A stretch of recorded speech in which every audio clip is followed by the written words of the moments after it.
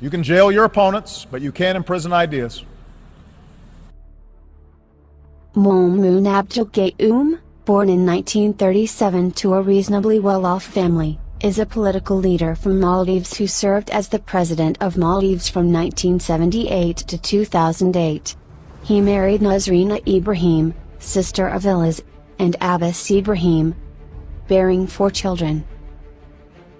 During his higher studies in Egypt, he sent a letter criticizing the government of President Ibrahim Nasr. After his return, whilst serving as Minister of Transport, he was nominated as president by the Parliament of the Maldives and succeeded Ibrahim Nasr in 1978. With reasons unspecified, ironically he admitted to having carried a pistol during the taking of oath.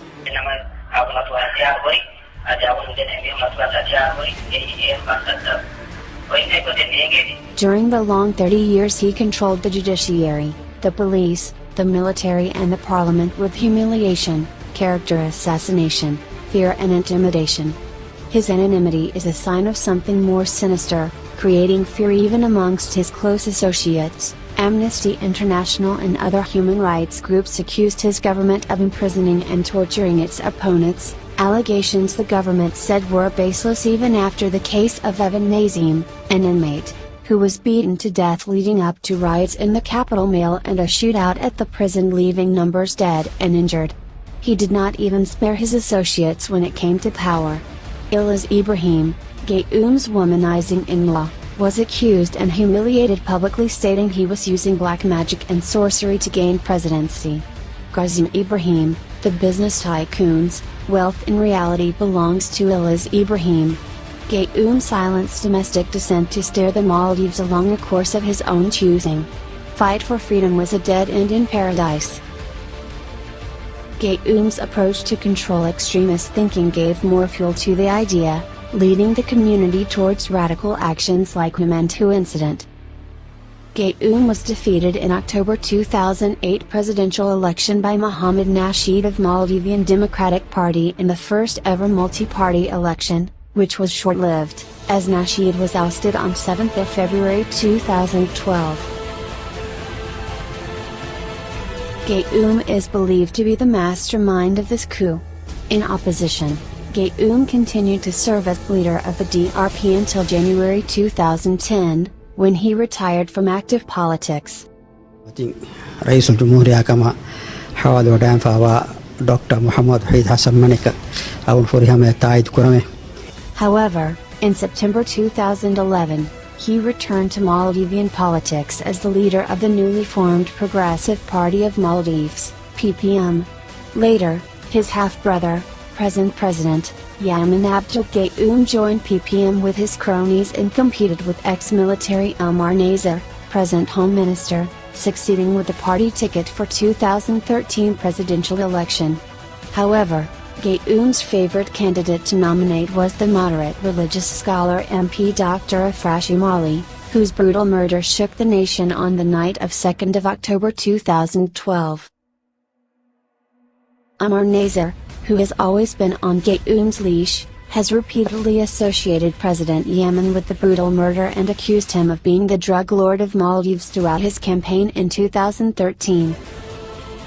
By 2015, Ahmed Adib, President Yamin's tourism minister, was gaining popularity and power due to his close connection with the president and loads of unaccounted funding to criminal gangs, thus shattering the dream of Gayoom to have his direct bloodline to control Maldives. Even though Adib was introduced to PPM through Gayoom's family, his hate towards Adib grew when he started to publicly speak of renewing the party leadership and lobbying compression of presidential candidacy age qualification through parliament, which would result in exclusion of Gayoom and even Gayoom.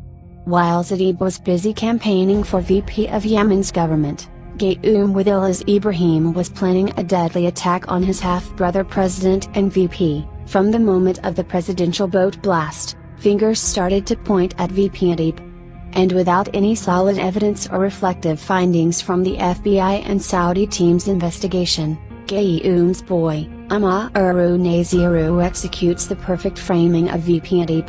This leaves Yamin standing alone and Gayoom takes the perfect opportunity to comfort the broken president, resulting in crackdown of VP and his close associates.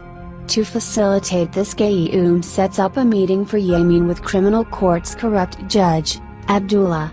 Now that the VP is framed and arrested with the help of Maumoon, Gayoom is manipulating Yemen at his very weak point personally and through media, whilst the country is run from the main government hospital where the First Lady remains on bed rest. Gayoom knows the presidential boat by heart and he has loyalists in the National Defense Force who have access to it. The video footage released by government media is edited to show a bigger impact than the reality of the incident. Gayoom thought wealth stolen from the state coffer for a lavish lifestyle provided the perfect facade to the international community. His knowledge of narcotics trade through Maldives airways may be hush-hush, but his abuse of Islam is widespread, thus provoking an extremist thinking. Abductions and murders have been a way of eradicating the voice of people. Gayoom lied about Hussein Salih's murder during his last days in power, so could he have a hand in the case of missing Rilwan too? If so, why was Rilwan transported to Gui Funat Huun on speedboat Valley, which belongs to SDO? Even though he's alive and in good health, why is he under watch of 6 personal bodyguards of President Yemen? What's the Maldives government trying to hide, and why was sightings of MH370 over Maldives discredited by the government?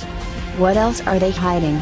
Maumoon Abdul Gayoom has to be the coolest puppet master the Maldives has ever seen. It's not true. I assure you that's not true. You can try to control access to information, but you cannot turn a lie into truth.